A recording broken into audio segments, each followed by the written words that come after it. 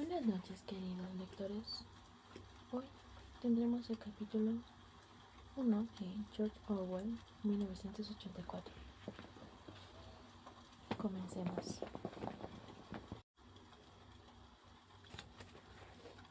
Era un día luminoso y frío de abril, y los relojes daban las 3. Winston Smith, con la barbilla clavada en el pecho en su esfuerzo por burlar el molestísimo viento, se deslizó rápidamente por entre las puertas de cristal de las casas de la Victoria, aunque no con la suficiente rapidez para evitar que una ráfaga polvorienta se colara con él. El vestíbulo olía a legumbres cocidas y esteras viejas. Al fondo, un cartel de colores demasiado grande para hallarse en el interior estaba pegado a la pared. Representaba solo un enorme rostro de más de 1 metro de anchura, la cara de un hombre de unos 45 años con un gran bigote de negro y facciones hermosas y endurecidas. Winston se dirige hacia las escaleras. Era inútil intentar subir en el ascensor. No funcionaba con frecuencia, y en esta época la corriente se cortaba durante las horas del día. Esto era parte de las restricciones con que se preparaba la Semana del Odio. Winston tenía que subir a un séptimo piso, con sus 39 años y una bolsa de varices por encima del tobillo derecho. Subió lentamente, descansando varias veces. En cada descansillo frente a la puerta del ascensor, el cartelón del enorme rostro miraba desde el muro. Era uno de esos dibujos realizados de tal manera que los ojos le siguen a uno donde quiera que esté. El gran hermano te vigila, decían las palabras al pie. Dentro del piso, una voz llena leía una lista de números que tenían algo que ver con la producción de lingotes de hierro. La voz salía de la placa oblonga de metal, una especie de espejo empañado, que formaba parte de la superficie de la pared situada a la derecha. Winston hizo funcionar su regulador, y la voz disminuyó de volumen, aunque las palabras seguían distinguiéndose. El instrumento llamado telepantalla podía ser amortiguado, pero no había manera de cerrarlo del todo. Winston fue hacia la ventana. Una figura pequeña y frágil, cuya delgadez resultaba realzada por el mono uniforme azul del partido. Tenía el cabello muy rubio, una cara sanguínea y la piel embastecida por un jabón malo.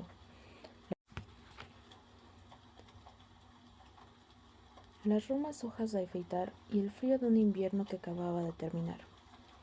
Afuera, incluso a través de los ventanales cerrados, el mundo parecía frío. Calle abajo se formaban pequeños torbellinos de viento y polvo. Los papeles rotos subían en espirales, y aunque el sol lucía y el cielo estaba intensamente azul, nada parecía tener color, a no ser por los carteles pegados por todas partes. La cara de los bigotes negros miraba desde todas las esquinas que dominaban la circulación. En la casa de enfrente había estos cartelones. El gran hermano te vigila, decían las grandes letras, mientras los sombríos ojos miraban fijamente a los de Winston. En la calle, en línea vertical con aquel, había otro cartel roto, por un pico, que flameaba espasmódicamente azotado por el viento, descubriendo y cubriendo alternativamente una sola palabra: Ingsoc. A lo lejos, un autogiro pasaba entre los tejados. Se quedaba un instante colgado en el aire y luego se lanzaba otra vez en un vuelo curvo. Era de la patrulla de la policía, encargada de vigilar a la gente a través de los balcones y ventanas.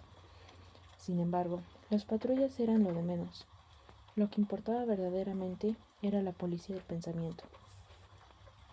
A la espalda de Winston, la voz de la telepantalla seguía murmurando datos sobre el hierro y el cumplimiento del 9º plan triletal.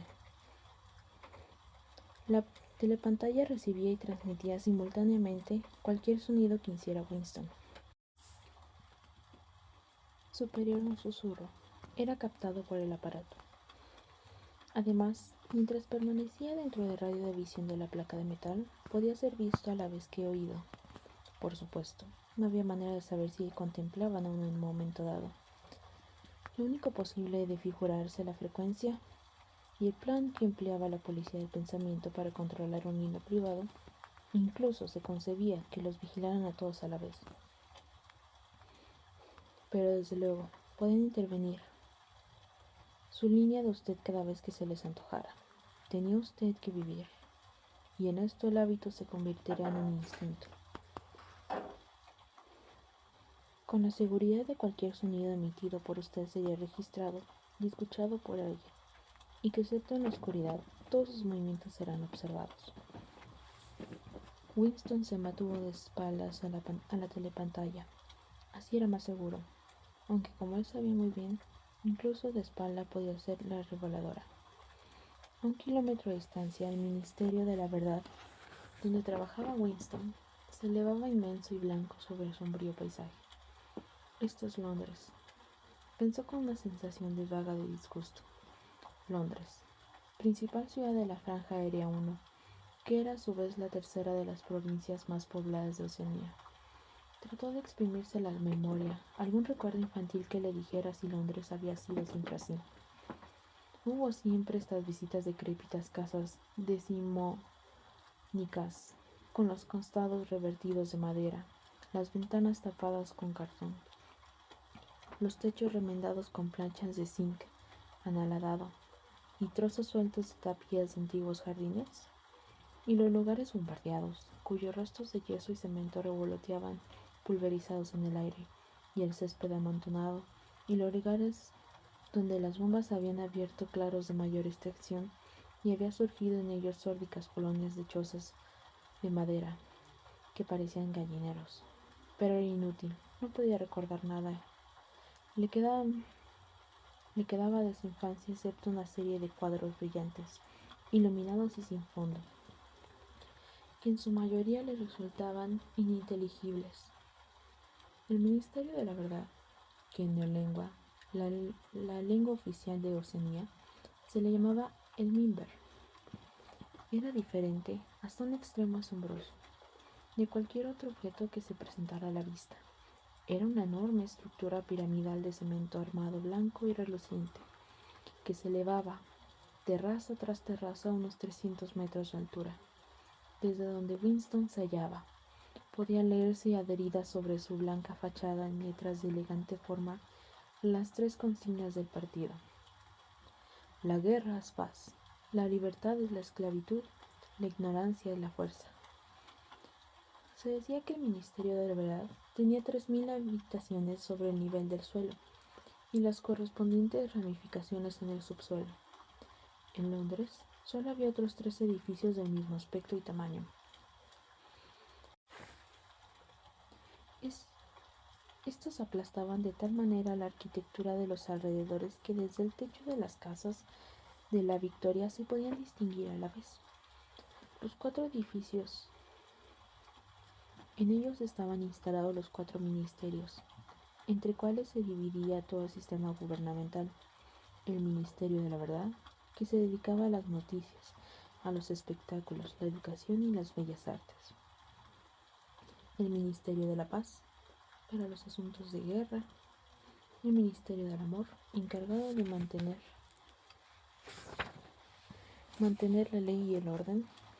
Y el Ministerio de la Abundancia, al que correspondían los asuntos económicos.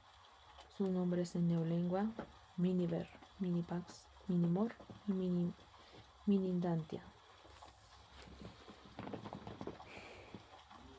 El Ministerio del Amor era terrorífico. No tenía ventanas en absoluto. Winston nunca había estado dentro del mini-amor. Ni siquiera se había acercado a medio kilómetro de él. Era imposible entrar allí, a no ser por un asunto oficial, y en ese caso había que pasar por un laberinto de caminos rodeados de alambre espinoso, puertas de acero y ocultos nidos de ametralladoras. Incluso las calles que conducían a sus salidas extremas estaban muy vigiladas por guardias, con caras de gorila y uniformes negros, armados con porras. Winston se volvió de pronto. Había adquirido su rostro instantáneamente la expresión de tranquilo optimismo que era prudente llevar al enfrentarse con la telepantalla. Cruzó la habitación hacia la diminuta cocina, Por haber salido del ministerio hasta ahora, tuvo que renunciar a almorzar en la cantina, y enseguida comprobó que no le quedaban víveres en la cocina, a no ser un mendrugo de pan muy oscuro que debía guardar para el desayuno del día siguiente. Tomó de un estante una botella de un líquido incoloro con una sencilla etiqueta que decía Ginebra de la Victoria. Aquello olía a medicina, algo así como el espíritu de arroz chino. Winston se sirvió una tacita, se preparó los nervios para el choque y se lo tragó de un golpe como si se lo hubiera recetado. Al momento se le volvió roja la cara y los ojos empezaron a llorarle. Este líquido era como el ácido nítrico. Además, al tragarlo se tenía la misma sensación que si le dieran a uno un golpe en la nuca con una porra de goma. Sin embargo, unos segundos después, desaparecía la incandescencia del vientre y el mundo empezaba a resultar más alegre. Winston sacó un cigarrillo de una cajetilla sobre la cual se leía Cigarros de la Victoria. Y como por distracción, lo tenía verticalmente hacia elevación en el suelo. Con el próximo pitillo tuvo más cuidado. El tabaco no se salió. Volvió al cuarto de estar y se sentó ante una mesita situada a la izquierda de la telepantalla. Del cajón sacó un portaplumas, un tintero y un grueso libro en blanco del tamaño de infarto, con el lomo rojo y cuyas tapas de cartón imitaban el mármol. Por alguna razón la telepantalla del cuarto de estar se encontraba en una posición insólita. En vez de hallarse colocada como era normal, en la pared del fondo, desde donde se podría dominar toda la habitación, estaba en una pared más larga, frente a la ventana. A un lado de ella había una alcoba que apenas tenía fondo, en la que se había instalado ahora Winston. Era un hueco que al ser construido en el edificio, habría sido calculado seguramente para la cena o biblioteca. Sentado en aquel hueco y situándose lo más dentro posible, Winston podía mantenerse fuera del alcance de la telepantalla en cuanto a la visualidad, ya que no podría evitar que oyera sus ruidos. En parte, fue la misma distribución insólita del cuarto lo que se indujo a lo que ahora disponía ser. Pero también se lo había sugerido el libro que acababa de sacar del cajón. Era un libro excepcionalmente bello, su papel suave y cremoso, un poco amarillento, por el paso del tiempo. Por lo menos hacía 40 años que no se fabricaba. Sin embargo, Winston suponía que el libro tenía muchos años más. Lo había visto en el escaparate de un establecimiento de compra-venta en un barrio miserable de la ciudad. No recordaba exactamente en qué barrio había sido, y en el mismísimo instante que lo vio, sintió un irreprimible deseo de poseerlo. Los miembros del partido no deben entrar en las tiendas corrientes. A esto se le llamaba, en tono de severa censura, traficar en el mercado libre. Pero no se acataba rigurosamente esta prohibición, porque había varios objetos como cordones para los zapatos y hojas de afeitar que era imposible de adquirir de otra manera. Winston, antes de entrar en la tienda, había mirado en ambas direcciones de la calle para asegurarse de que no venía nadie, y en pocos minutos adquirió el libro por $2.50.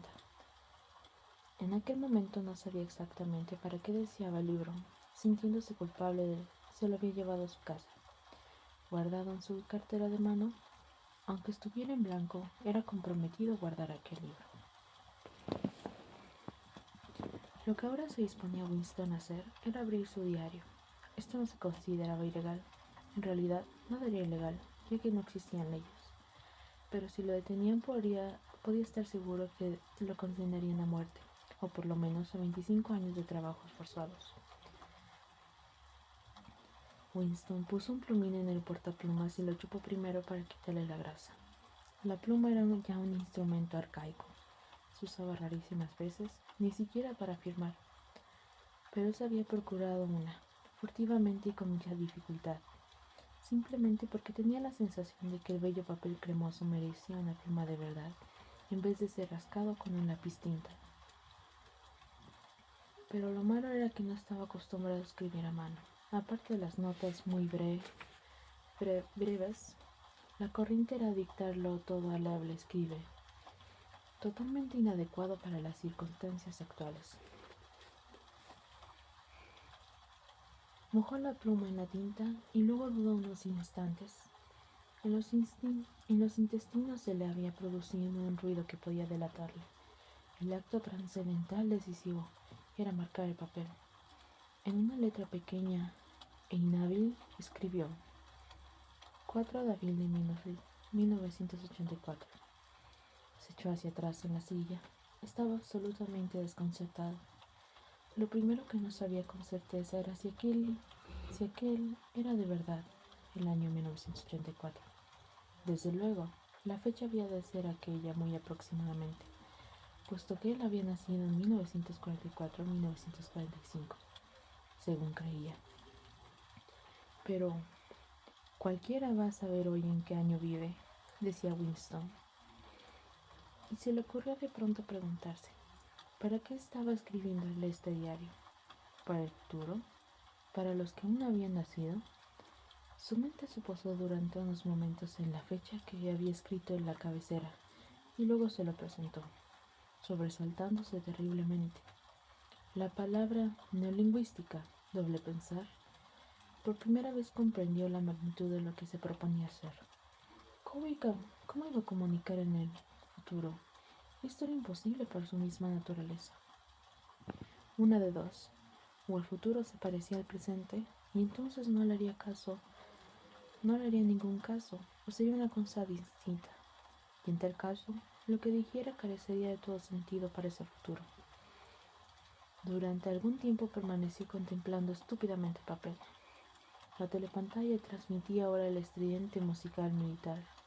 Es curioso, Winston no solo parecía haber perdido la facultad de expresarse, sino haber olvidado de qué iba a ocuparse. Por espacio de varias semanas había estado preparando para este momento. No se le había ocurrido pensar que para realizar esta tarea se necesitaba algo más que atrevimiento. En el mismo hecho de expresarse por escrito, creía él, le sería muy fácil. Solo tenía que trasladar el papel e interminable inquieto monólogo que desde hacía muchos años venía corriéndose por la cabeza. Sin embargo, en este momento hasta el monólogo se le había secado. Además, sus varices habían empezado a doler de manera insoportable. No se atrevía a rascarse porque siempre que lo hacía se le inflamaba aquello. Transcurrían los segundos y él solo tenía la conciencia de la blancura del papel ante sus ojos, el absoluto vacío de esta blancura, el escozor de la piel sobre el tobillo, el estruendo de la música militar y una leve sensación de atontamiento producido por la ginebra. De repente empezó a escribir con gran rapidez, como si le emposara el pánico, dándose apenas cuenta de lo que escribía. Con su letrita infantil iba trazando líneas torcidas, y si primero empezó a comerse las mayúsculas, luego suprimió incluso los puntos. 4 de abril de 1984. Anoche estuve en los flicks. Todas las películas eran de guerra. Había una muy buena en su barrio, lleno de refugiados que la bombardeaban, no sé dónde del Mediterráneo. El público lo divirtieron mucho los planos de un hombre muy gordo que intentaba escaparse nadando de un helicóptero que lo perseguía. Primero se le veía en el agua chapoteando como una tortuga, luego lo veías por los visores de las ametralladoras del helicóptero. Luego se veía cómo le iban agujereando a tiros, y el agua a su alrededor se ponía toda roja, y el gordo se hundía como si el agua le entrara por los agujeros que le habían hecho las balas. La gente se moría de risa cuando el gordo se iba hundiendo en el agua, y también una lancha salvavidas llena de niños con un helicóptero que venía dando vueltas y más vueltas. Había una mujer de armadura, que bien podía ser una judía, y estaba sentada a la proa con un niño en los brazos, que quizá tuviera unos 3 años. El niño chillaba con mucho pánico, metía la cabeza entre los pechos de la mujer, y parecía que se quería esconder. y la mujer lo rodeaba con los brazos y lo consolaba como si ella no estuviera también aterrada, y como por si no tenerlo así en los brazos fuera a evitar que mataran al niño a las balas. Entonces va el helicóptero y tira una bomba de 20 kilos sobre el barco, y no queda ni una astilla de él. Que fue una explosión magnífica. Y luego salía su primer plano maravilloso del brazo del niño subiendo por el aire. Yo creo que un helicóptero con su cámara debe haberlo seguido así por el aire, y la gente aplaudió muchísimo. Pero una mujer que estaba entre los proletarios empezó a armar un escándalo terrible, chillando de que no lo debían echar eso, no debían echarlo delante de los críos, que no debían hasta que la policía la sacó de allí a rastras. No creo que le pasara nada, a nadie le importa lo que dicen los proletarios. La reacción típica de los proletarios, y no se hace caso nunca. Winston dejó de escribir, en parte debido a que le daban calambres. No sabía por qué había soltado esa sarta de incongruencias. Pero lo curioso era que mientras más lo hacía, se le había aclarado otra faceta de su memoria hasta el punto de que ya se creía en condiciones de escribir lo que realmente había querido poner en su libro. Ahora se daba cuenta de que sí había querido venir a casa a empezar su diario precisamente hoy. Era causa de este otro incidente.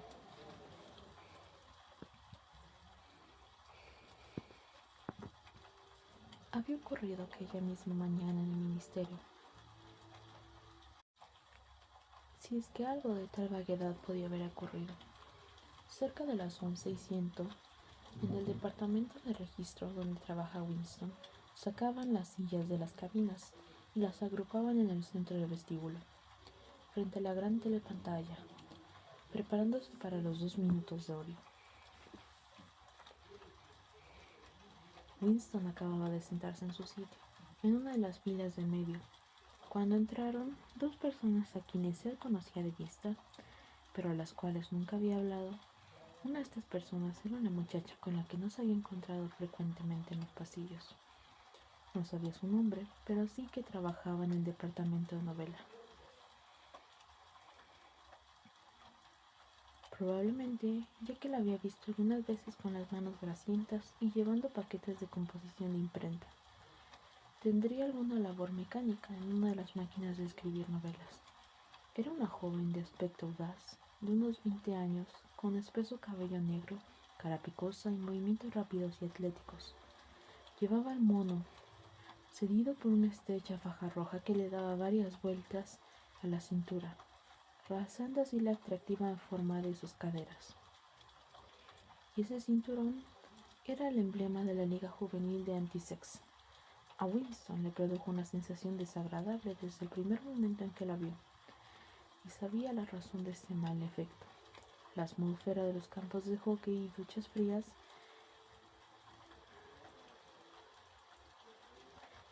de excursiones colectivas y el aire general de higiene mental que trascendía de ella. En realidad a Winston le molestaban casi todas las mujeres, y especialmente las jóvenes y bonitas, porque eran siempre las mujeres, y sobre todo las jóvenes, las más fanáticas del partido, las que se tragaban todos los eslogans de propaganda y abundaban entre ellas las espías aficionadas, y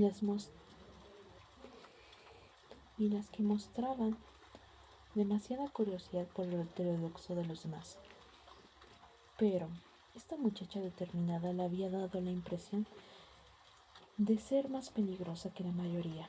Una vez que se cruzaron en el corredor, la joven le dirigió una rápida mirada oblicua que por unos momentos dejó aterrado a Winston. Incluso se le había ocurrido que podía ser un agente de la policía de pensamiento. No era, desde luego, muy probable. Sin embargo, Winston siguió sintiendo una intranquilidad muy especial cada vez que la muchacha se hallaba cerca de él. Una mezcla de miedo y hostilidad. La otra persona era un hombre llamado O'Brien, miembro del Partido Interior y titular de un cargo tan remoto e importante que Winston tenía una idea muy confusa de qué se trataba. Un rápido murmullo pasó por el grupo, ya instalado entre las sillas. Cuando vieron acercarse al mono negro de un miembro del partido interior, Brian era un hombre corpulento, con un ancho cuello y un rostro vasto, brutal, y sin embargo rebosante de buen humor. A pesar de su formidable aspecto, sus modales eran bastante agradables.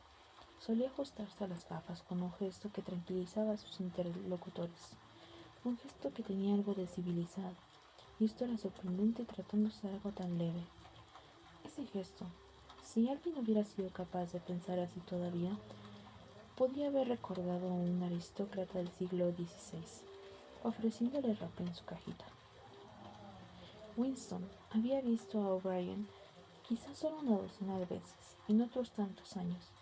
Se sentía fuertemente atraído por él, no solo porque le intrigaba el constante entre los delicados modales de O'Brien y su aspecto de campeón de lucha libre, sino mucho más, por una convicción secreta que quizá ni siquiera fuera una convicción, sino solo una esperanza de la ortodoxia política de O'Brien no era perfecta.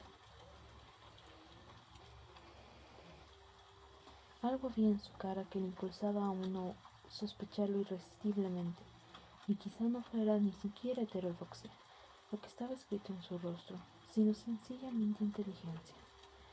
Pero de todos modos su aspecto era el de una persona a la cual se le podría hablar si, de algún modo, se pudiera eludir la telepantalla y llevarlo aparte. Winston no había hecho nunca el menor esfuerzo para comprobar su sospecha, y es que en verdad no había manera de hacerlo. En este momento, O'Brien miró su reloj de pulsera, y al ver que eran las 11:01, seguramente decidió quedarse en el departamento de registro hasta que pasaran los 2 minutos de obra. Tomó asiento en la misma fila que Winston, separado por él por 2 sillas. Una mujer bajita de cabello color arena, que trabajaba en la cabina vecina a la de Winston, se instaló entre ellos. La muchacha del cabello negro se sentó detrás de Winston. Un momento después oyó un espantoso chirrido, como de una monstruosa máquina sin engrasar, ruido que procedía de la gran telepantalla, situada al fondo de la habitación. Era un ruido que le hacía rechinar los dientes y que ponía los pelos de punta. Había empezado el minuto de oro. Como de costumbre, apareció en la telepantalla el rostro de Manuel Goldstein, el enemigo del pueblo. Del público salieron allá fuertes silbidos. La mujeruca del pelo arenoso dio un chillido de mezcla miedo y asco. Goldstein era renegado, que desde hace mucho tiempo, nadie podía recordar cuánto, había sido una de las figuras principales del partido, casi con la misma importancia que el Gran Hermano. Y luego se había dedicado a actividades contrarrevolucionarias, había sido condenado a muerte y se había escapado misteriosamente, desapareciendo para siempre. Los programas de los 2 minutos de odio variaban cada día, pero ninguno de ellos dejaba de ser Goldstein el protagonista. Era el traidor por excelencia, el que antes y más que nadie había manchado la pureza del partido. Todos los subsiguientes crímenes contra el partido, todos los actos de sabotaje, herejías, desviaciones y traiciones de toda clase, procedían directamente de sus enseñanzas. En cierto modo, seguía vivo y conspirando. Quizás se encontrara en algún lugar enemigo, a sueldo de sus amos extranjeros. Incluso era posible que, como se rumoraban algunas veces, estuviera escondido en algún sitio de la propia Oceanía. El diafragma de Winston se cogió. Nunca podía ver la cara de Goldstein sin experimentar una penosa mezcla de emociones. Era un rostro judío, delgado, con una aureola de pelo blanco y una barbita de chivo. Una cara inteligente que tenía, sin embargo, algo despreciable, y una especie de tontería senil que le prestaba su larga nariz, a cuyo extremo se sostenían de difícil equilibrio unas gafas. Parecía el rostro de una oveja y su misma voz tenía algo de ovejuna. Goldstein pronunciaba su habitual discurso en el que atacaba venenosamente las doctrinas del partido. Un ataque tan exagerado y perverso que hasta un niño podría darse cuenta de que sus acusaciones no se tenían de pie, y sin embargo, lo bastante plausible para que pudiera uno no alarmarse y no fueran a dejarse influir por insidias algunas personas ignorantes. Insultaba al Gran Hermano, acusaba al partido de ejercer una dictadura y pedía que se firmara inmediatamente la paz con Eurasia. Abogaba por la libertad de palabra, la libertad de prensa, la libertad de reunión y la libertad de pensamiento, gritando históricamente que la revolución había sido traicionada, y todo esto una rapidez asombrosa que era una especie de parodia del estilo habitual de los oradores del partido, e incluso utilizando palabras de neolengua, quizá con más palabras neolingüísticas de las que solían emplear los miembros del partido en la vida corriente. Y mientras gritaba por detrás de él, desfilaban interminables columnas del ejército de Eurasia, para que nadie interpretara como simple palabrería de ocultaba maldad las frases de Goldstein. Aparecían en la pantalla filas y filas de forzudos soldados con impasibles rostros asiáticos. Se acercaban al primer término y desaparecían. El sordo y rítmico clap, clap de las gotas militares formaba el contrapunto de la hiriente voz de Goldstein. Antes que el godio hubiera durado 30 segundos, la mitad de los espectadores lanzaban incontenibles exclamaciones de rabia. La satisfecha y ovejuna faz del enemigo y el periférico poder del ejército que desfilaba a sus espaldas era demasiado para que nadie pudiera asistirle indiferente. Además, con solo ver a Goldstein o pensar en él surgía el miedo y la ira. Automáticamente, él era un objeto de odio más constante que Asia Oriental, ya que cuando Oceanía estaba en guerra con alguna de estas potencias, solía hallarse en paz con la otra. Pero lo extraño era que a pesar de ser Goldstein el blanco de todos los odios, a pesar de que apenas pasaba día, y cada día ocurría esto 1000 veces, sin que sus teorías fueran refutadas, aplastadas, ridiculizadas en la telepantalla, en las tribunas públicas, en los periódicos y en los libros. A pesar de todo, su influencia no parecía disminuir. Siempre había nuevos incautos dispuestos a dejarse engañar por él. No pasaba ni un solo día sin que espías y saboteadores que trabajaban siguiendo sus instrucciones fueran atrapados por la policía del pensamiento. Era el jefe supremo de un inmenso ejército que actuaba en la sombra. Una subterránea red de conspiradores que proponían derribar el Estado. Se suponía que esa organización se llamaba la Hermandad, y también se rumoraba que existía un libro terrible, compendio de todas las herejías, el cual el autor era Goldstein, y que circulaba clandestinamente. Era un libro sin título. La gente se refería a él llamándole, sencillamente, el libro. Pero de estas cosas solo era posible enterarse por vagos rumores.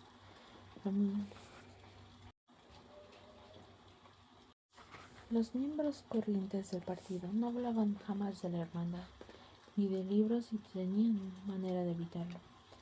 En su segundo minuto de odio, llegó al frenesí. Los espectadores saltaban y gritaban enfurecidos, tratando de apagar con sus gritos la perforante voz que salía de la telepantalla. La mujer del cabello color arena se había puesto al rojo vivo, y abría y cerraba la boca como un pez que acababan de dejar en tierra. Incluso Brian tenía la cara congestionada. Estaba sentado muy rígido y respiraba con su poderoso pecho como si estuviera resistiendo la presión de una gigantesca ola. La joven sentada exactamente detrás de Winston, aquella morena, había empezado a gritar «¡Cerdo! ¡Cerdo! ¡Cerdo!» y de pronto, tomando un pesado diccionario de neolengua, lo arrojó a la pantalla. El diccionario le dio a Goldstein en la nariz y le rebotó, pero la voz continuó inexorable. En un momento de lucidez descubrió Winston que estaba chillando histéricamente como los demás y dando fuertes patadas con los talones contra los palos de su propia silla. Lo horrible de los 2 minutos de odio no era el que calla.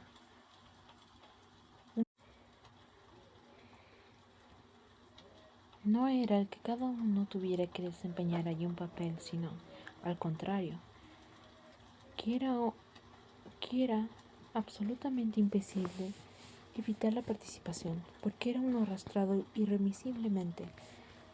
A los 30 segundos no hacía falta fingir.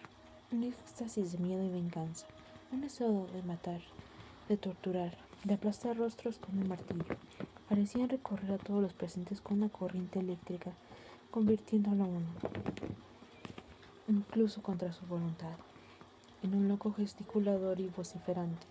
Y sin embargo, la rabia que se sentía era una emoción abstracta, indirecta, que podía aplicarse a uno u otro objeto como la llama de una lámpara de soldadura autogénea. Así, en un momento determinado, el odio de Winston no se dirigía contra Goldstein, sino contra el propio Gran Hermano, contra el partido y contra la policía del pensamiento. Y entonces su corazón estaba de parte del solitario e insultado hereje de la pantalla, único guardián de la verdad y la cordura en un mundo de mentiras. Pero al instante siguiente se hallaba identificado por completo con la gente que le rodeaba, y le parecía verdad todo lo que decía Goldstein. Entonces, su odio contra el Gran Hermano se transformaba en adoración, y el Gran Hermano se elevaba como una invencible torre, como una valiente roca capaz de resistir los ataques de las hordas asiáticas. Y Goldstein, a pesar de su aislamiento, de su desamparo y de la duda que flotaba sobre su existencia misma, aparecía como un siniestro brujo, capaz de acabar con la civilización entera tan solo con el poder de su voz. Incluso era posible, en ciertos momentos, desviar el odio una u otra dirección mediante su esfuerzo de voluntad.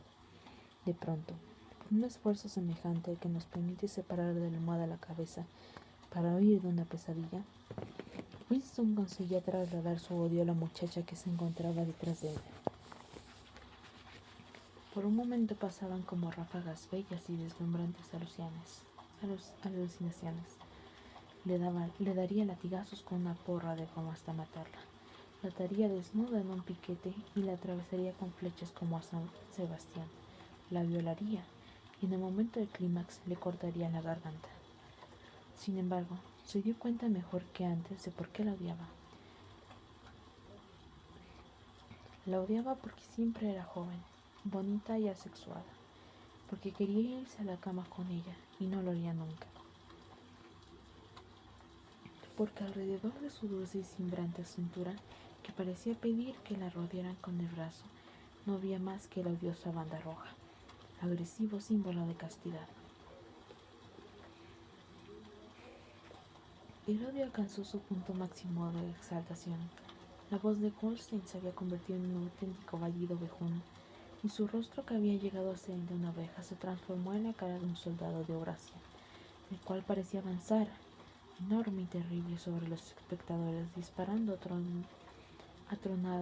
atronadamente su fusil metralladora. Enteramente parecía salirse de la pantalla, hasta tal punto que muchos de los presentes se echaban hacia atrás en sus asientos. Pero en el mismo instante, produciendo con ello un hondo suspiro de alivio en todos, la amenazadora figura se fundía para que surgiera en su lugar el rostro del Gran Hermano, con su negra cabellera y sus grandes bigotes negros, un rostro rebosante de poder y de misteriosamente calma, y tan grande que llenaba casi la pantalla. Nadie oía lo que el gran camarada estaba diciendo. Eran solo unas cuantas palabras para animarlos. Esas palabras que suelen decirse a las tropas en cualquier batalla, y que no es preciso entenderlas una por una, sino que le infunden confianza por el simple hecho de ser pronunciadas. Entonces, desapareció. A su vez, la monumentalmente cara del Gran Hermano, y en su lugar aparecieron los 3 eslogans del partido en grandes letras: la guerra es la paz, la libertad es la esclavitud, la ignorancia es la fuerza.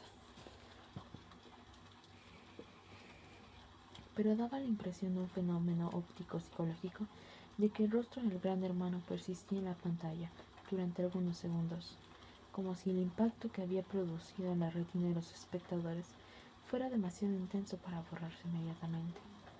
La mujeruca de cabello color arena se lanzó hacia adelante, agarrándose la silla de la fila anterior, y luego con un trémulo murmullo que sonaba algo así como «¡Mi Salvador!», extendió los brazos hacia la pantalla. Después ocultó la cara entre sus manos. Sin duda estaba rezándonos a su manera. Entonces todo el grupo prorrumpió en un canto rítmico lento y profundo. Gi-hache, gi-hache, gi-hache, dejando una gran pausa entre la G y la H. Era un canto monótono y salvaje, en cuyo fondo parecía oírse pisadas de pies desnudos y el batir de los tam-tam. Este canturreo duró unos 30 segundos. Era un estribillo que surgía en todas las ocasiones de gran emoción colectiva. En parte, era una especie de himno a la sabiduría y majestad del gran hermano, pero más aún, constituía aquello un procedimiento de autohipnosis, un modo deliberado de ahogar la conciencia mediante un ruido rítmico. A Winston parecía enfriarle las entrañas en los 2 minutos de odio. No podía evitar que la oleada emotiva la arrastrara, pero este infrahumano canturreo, G-H, G-H, G-H, siempre le llenaba de horror. Desde luego, se unía al coro. Esto era obligatorio. Controlar los verdaderos sentimientos y hacer lo mismo que hicieran los demás era una reacción natural, pero durante un par de segundos sus ojos podían verlo delatado. Y fue precisamente en esos instantes cuando ocurrió aquello que a él había parecido significativo, si es que había ocurrido. Momentáneamente sorprendió la mirada de O'Brien. Este se había levantado, se había quitado las gafas, volviéndoselas a colocar con su delicado y característico gesto. Pero durante una fracción de segundo se encontraron sus ojos con los de Winston, y este supo, sí lo supo, que O'Brien pensaba lo mismo que él. Un inconfundible mensaje se había cruzado entre ellos. Era como si sus dos mentes se hubieran abierto y los pensamientos hubieran volado a la una a través de los ojos. «Estoy contigo», parecía estar diciéndole O'Brien. Sé en qué estás pensando. Conozco tu asco, tu odio, tu disgusto, pero no te preocupes, estoy contigo». Y luego la fugacísima comunicación se había interrumpido, y la expresión de O'Brien volvió a ser tan inexorable como la de todos los demás. Esto fue todo, y ya no estaba seguro de si había sucedido efectivamente. Tales incidentes nunca tenían consecuencias para Winston. Lo único que hacía era mantener viva en él la creencia o la esperanza de que otros, además de él, eran enemigos del partido. Quizá, después de todo, resultaran ciertos rumores de extensar conspiraciones subterráneas. Quizá existiera de verdad la hermandad. Era imposible, a pesar de los continuos arrestos y las constantes confesiones y ejecuciones, estar seguro de que la hermandad no era sencillamente un mito. Algunos días lo creía Winston, otros no.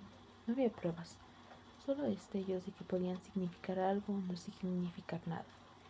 Retazos de conversaciones oídas al pasar, algunas palabras garrapateadas en las paredes de los lavabos. Y alguna vez, al encontrarse a dos desconocidos, ciertos movimientos de las manos que podían parecer señales de reconocimiento.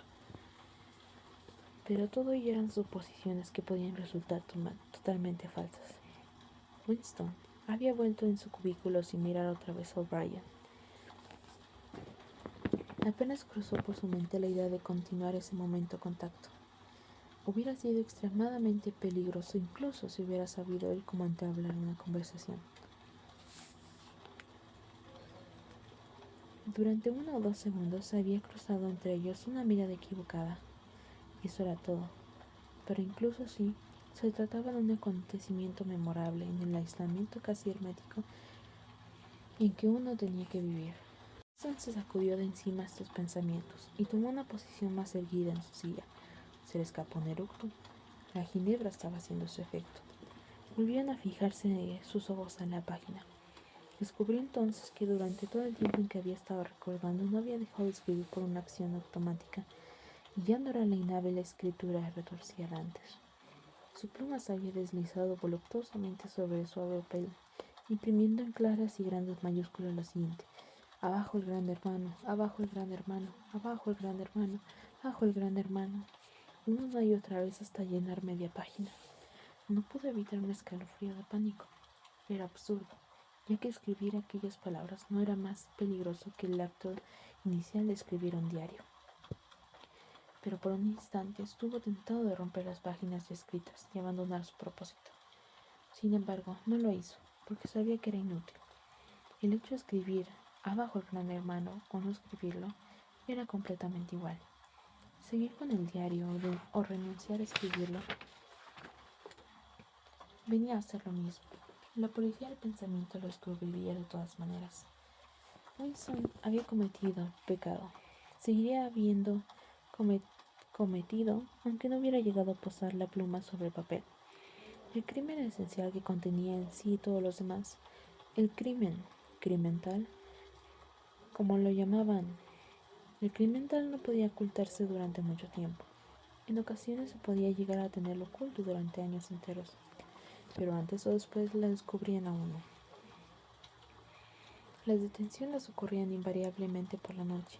Se despertaba uno sobresaltado porque una mano le sacudía a uno el hombro, una linterna le enfocaba los ojos y un círculo de sombríos rostros aparecía en torno al lecho. En la mayoría de los casos no había proceso alguno ni se daba cuenta oficialmente de la detención. La gente desaparecía sencillamente y siempre durante la noche. El nombre del individuo en cuestión desaparecía de los registros.